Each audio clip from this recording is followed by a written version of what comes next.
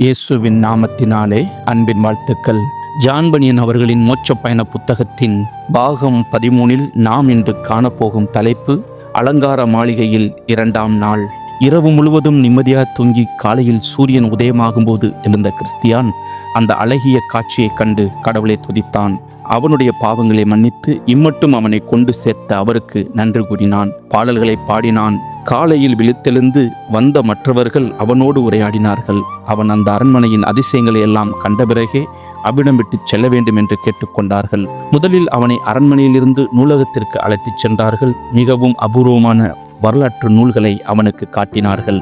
அந்த மலையின் ஆண்டவருடைய வம்ச அட்டவணை அந்த ஏடுகளில் இருந்தது. அவன் நிம்மதியானவருடைய குமாரன் என்றும் அனாதி தலைமுறையாய் தோன்றினவர் என்றும் குறிக்கப்பட்டிருந்தது. அதன் பின்பு மலையின் அதிபருடைய ஊழியர்கள் சிலரை பற்றி செய்திகளை வாசித்தார்கள். எவ்வாறு அவர்கள் நீதியை நடப்பித்தார்கள், யுத்தங்களை வென்றார்கள், வாக்குத்தத்தங்களை பெற்றார்கள் என்று அந்த செய்தி நூல்கள் விளக்கமாக கூறின. அந்த நூலகத்தின் மற்றொரு பகுதியிலிருந்து நாளாகம புத்தகத்தை எடுத்து கொண்டு வந்தார்கள். பயணிகளுக்கு ஆறுதலையும் உற்சாகத்தையும் அளிக்கக்கூடிய முந்தைய வரலாறுகளையும் பிற்காலத்துக்குரிய தீர்க்க தரிசனங்களையும் அவற்றின் நிறைவேறுதல்களையும் அவனுக்கு வாசித்து காட்டினார்கள். அடுத்த நாள் அவர்கள் கிறிஸ்தியானை அரண்மனையின் ஆயுத கிடங்கிற்கு அழைத்துச் சென்றார்கள். பயணிகளுக்காக அம்மலையின் அதிபர் சேகரித்து வைத்துள்ள பட்டயம், கேடயம், தலைச்சீரா, மார்க்கவசம், பாதரட்சை ஆகியவற்றை காட்டினார்கள்.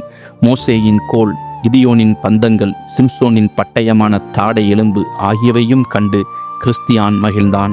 கோலியாத்தை மடங்கடிக்க தாவீது பயன்படுத்திய கவனையும் கல்லையும் கண்டு கிறிஸ்தியான் அடைந்த மகிழ்ச்சிக்கு அளவே இல்லை. மறுநாள் காலையில் கிறிஸ்தியான் எழுந்து பயணம் புறப்பட ஆயத்தமாவதை நான் என் கனவிலே கண்டேன். இன்று மட்டும் இருந்துவோ, மேகக்கூட்டம் இல்லாவிட்டால் மகிழ்ச்சி மலையை உனக்கு காட்டுவோம். அங்கிருந்து பரலோகம் சிறிது தொலைவுதான், அதை பார்த்தால் உனக்கு ஆறுதலாயிருக்கும் என்று அந்த பெண்மணிகள் கிறிஸ்தியானை கேட்டுக்கொண்டார்கள். அவர்கள் வேண்டுகோளுக்கெனங்க கிறிஸ்தியான் தனது பயணத்தை நிறுத்திவிட்டு அந்த பெண்மணிகளோடு அரண்மனையின் மேல்தளத்திற்கு சென்றான். அவர்கள் அவனை தெற்கு திசையில் பார்க்குமாறு கூறினார்கள்.